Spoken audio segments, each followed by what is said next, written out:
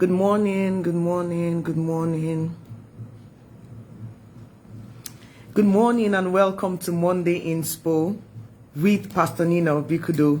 This is the day that the Lord has made. We will rejoice and be glad in it. And the joy of the Lord will continually be our strength. How are you doing? How have you been? I trust you're having a great start to your working, schooling, business week, as the case may be for you. I'd like to sincerely say a big thank you to all of you who reached out to me last week, who checked up, who said, why are we not having Monday Inspo? I'm back. I'm back stronger and better. And I'm grateful to God for the gift of life. And I'm thankful that I have all of you who really inspire me to go on with Monday Inspo. It's because of you that I am here. So I celebrate you and I thank you for reaching out to me. All is well. Okay, so today on Monday Inspo, if you have been privileged to see the topic, we're saying take stock. Okay? In other words, stock taking. So either way, take stock or stock taking. Now, I know that a lot of us are very familiar with this. We've even handled it, I think, at about this time last year, we looked at stock taking. And we're looking at it again this year because it's important that, we take stock, we take an inventory of our businesses, of our lives, and all of that. And this month of November is our month of Thanksgiving. Now, a lot of people are saying, yes, I declare that November is my month of Thanksgiving. And I trust that God will sure give you reason to give him thanks. But beyond that, the reason why I want us to look at stock taking today is so that we can take stock to give thanks. Take stock to give thanks. Take stock to give thanks. Now, I found one very interesting definition that I want to read to you about taking stock. Now, that is from the Merriam-Webster dictionary. Now, it says, stock taking is the action of estimating a situation at a given moment.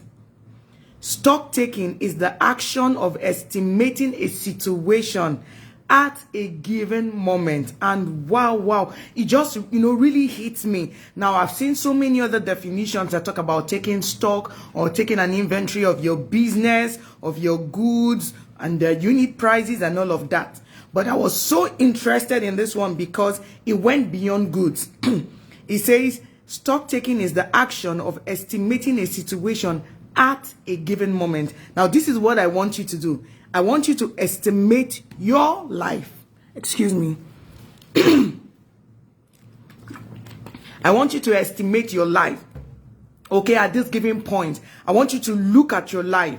I want you to take stock of your life. I want you to, see reasons why you should thank God. Now, the fact that you are even alive is more than enough reason to give thanks. The fact that you can take stock is more than enough reason to give thanks. The fact that you're listening to me is more than enough reason to give thanks. It means that, number one, you have a smartphone, or you have a tablet, or you have a laptop. You can go on Facebook. You can hear me, so it means that your hearing is good. You can see me. It means that you're seeing, your sight is good. Wow. I need you to take stock of your life and see reasons to give thanks to God. Now, for many people who have known me for almost all my life, I used to wear glasses. And it is not a bad thing to wear glasses. It's just to aid your sight when your vision is a bit poor. Now, I've worn glasses for the most of my life, at least since I was 10. And then before then, I used to have to add yeast as a supplement to my diet to aid my vision until I got my first glasses. Now, 2 years ago, my sight became so bad, even with my glasses. Really terrible. And then I had to go to the hospital with a friend of mine to get my eyes checked. And when they did that, one eye gave a 2/10 result, and the other one gave a 3/10 result. Now, that was an emergency situation. They had to send me immediately to go see another eye specialist. Now, on hearing that, my heart started racing. Already, I knew my vision was so poor, and I didn't know, how bad it was until I had that checkup. I had to go immediately because they said immediately. I had to go immediately with the same friend to see the specialist. Now, when I got there, the optician did her checks and all that. And she said, let me tell you something.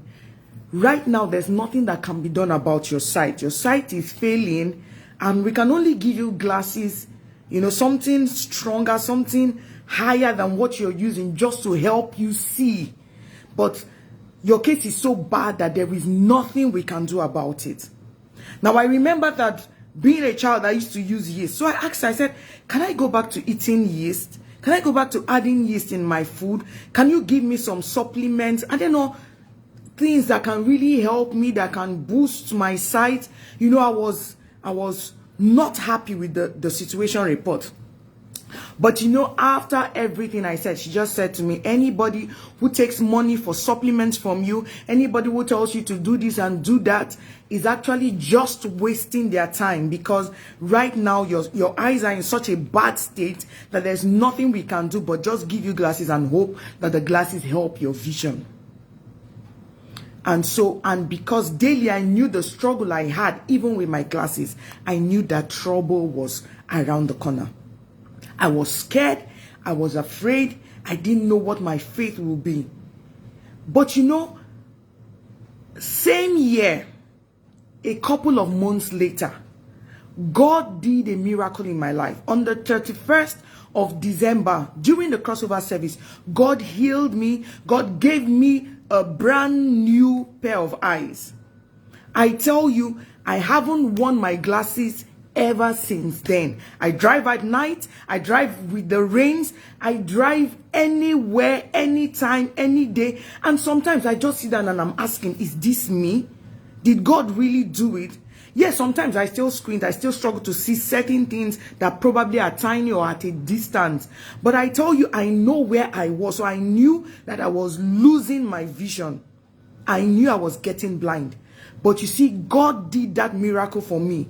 And today I can move. I'm even afraid of wearing sunglasses. I'm like, no, I don't want to put glasses on my face. Let me just stay like this and enjoy the miracle that God has done for me.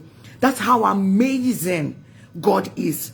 So while you look at the things that you have not accomplished, I'm not asking you to take stock of that. I'm asking you to take stock of your life, of your situation, and the miracles and the things that God has done for you, the provisions that God has made for you, the protection that God has granted you.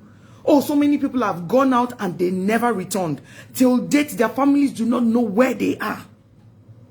But you have gone out and you have come in. Your children have gone out and they have come in. Your siblings have gone out and they have come in. Your parents have gone out and they have come in. Take stock and give thanks. We have more than a million reasons to give thanks.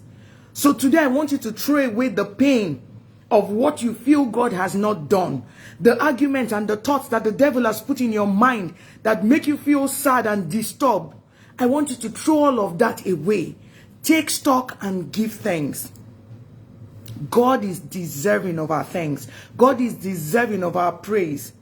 Really, that you can see, that you can hear, that you can move, that you can eat. Sometimes I eat and I'm so satisfied and I say, Father, thank you that I can eat. Thank you that I know what I have eaten. Thank you that I can, know that this meal was delicious. Thank you. So this is me saying to you on Monday Inspo, as we wrap up the year, and as you look forward to the new things that God will do for you even in the year ahead, take stock of your giving situation and give thanks.